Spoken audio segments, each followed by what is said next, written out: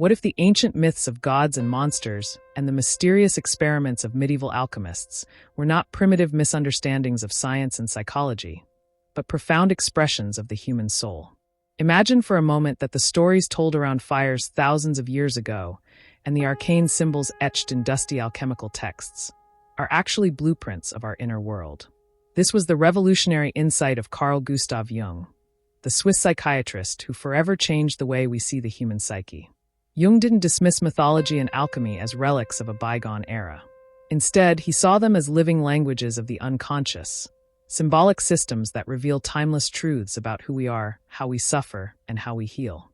Welcome to The Unfolding Journey, a channel devoted to exploring the depths of the psyche, mythology, mysticism, and meaning.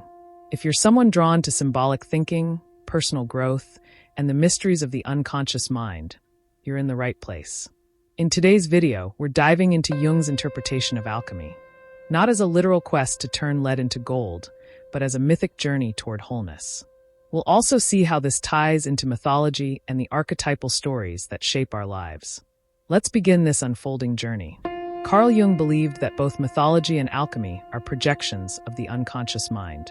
In times before psychology existed, humans used myth and symbol to express the inexpressible, to make sense of the chaos within. Myth was never just entertainment. It was meaning-making. It told us who we were, where we came from, and how to navigate life's challenges. Alchemy, in a similar way, was not only about transforming metals. It was an elaborate, symbolic ritual that externalized inner transformation. To Jung, myths and alchemical texts speak the same symbolic language, the language of archetypes, dreams, and soul. Jung stumbled upon alchemy in the early 20th century while studying ancient texts. He was already deeply invested in understanding the unconscious mind, particularly through dreams and symbols. But it was in alchemy that Jung found a symbolic system that paralleled the stages of psychological development he saw in his patients. He described this discovery as a revelation. In the alchemist's cryptic symbols and processes, he saw a record of inner transformation, an unconscious blueprint for individuation, the process of becoming a whole and integrated person. He realized that what alchemists were doing in their laboratories, whether they knew it or not, was mirroring the work of the psyche, trying to integrate its opposites. Let's look at the four main stages of alchemy and how Jung interpreted them as psychological processes. 1. Nigredo, blackening, the dark night of the soul. In traditional alchemy, this is the stage of decay and dissolution. The base materials are broken down in darkness. Jung saw this as the confrontation with the shadow, the painful recognition of our repressed emotions, denied truths, and inner chaos. It often comes during crises, a loss, a breakdown, an identity crisis. It's painful, but it's necessary for transformation. 2. Albedo, whitening, the emergence of clarity. After the blackening comes purification. In alchemy, the material is cleansed and clarified. Psychologically, this is when we begin to integrate the shadow and develop insight. This stage often comes after therapy, reflection, or spiritual practice.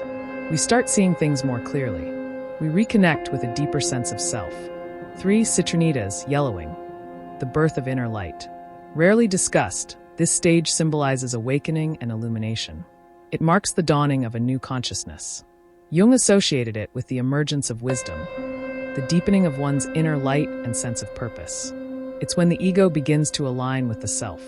4. Rubedo, reddening, the union of opposites. This is the final stage, integration, wholeness, the philosopher's stone. The opposites, light and dark, masculine and feminine, ego and unconscious, are united. Rubedo is the symbolic achievement of the self, Jung's term for the totality of the psyche. It's not perfection, but integration. It's not becoming someone else, but becoming fully yourself. Jung's study of mythology led him to identify recurring figures and stories across cultures. He called them archetypes. These include the hero, who embarks on a journey and returns transformed. The shadow, representing the parts of ourselves we deny. The animus/animus, the inner feminine/masculine. The wise old man or great mother, archetypes of wisdom and care. The trickster, who breaks rules and brings change. These archetypes are not just characters and stories. They're psychic structures within all of us. And alchemical imagery, Jung realized, contains these same archetypes in symbolic form. The alchemist isn't just a scientist, he's the hero. The philosopher's stone is the holy grail, the elixir, the treasure hard to attain. The chaos of nigredo is the underworld, and the rubedo is the return home, transformed. Jung believed that the unconscious mind naturally produces myth. Dreams, fantasies, visions, they're all mythopoetic. When we sleep, our minds tell symbolic stories to help us process, heal, and grow. Alchemy and mythology are mirrors of that process.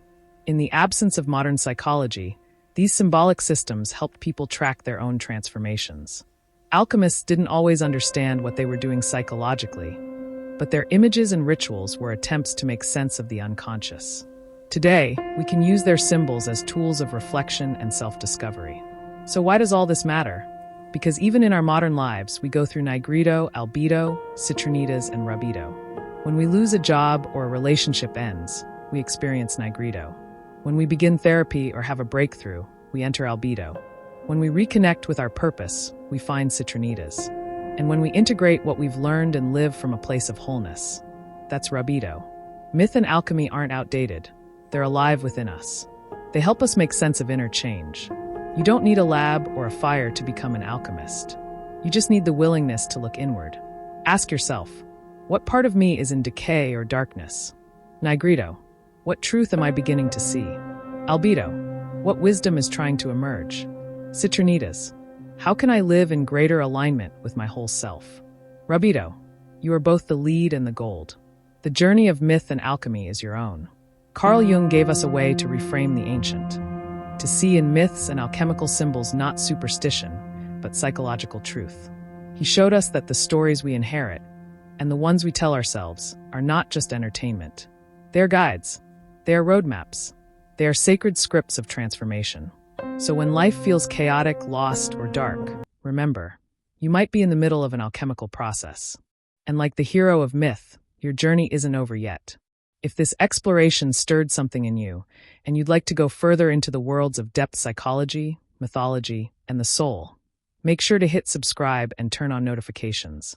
Here on The Unfolding Journey, we're not just talking about ideas, we're using them as tools for transformation. Leave a comment below.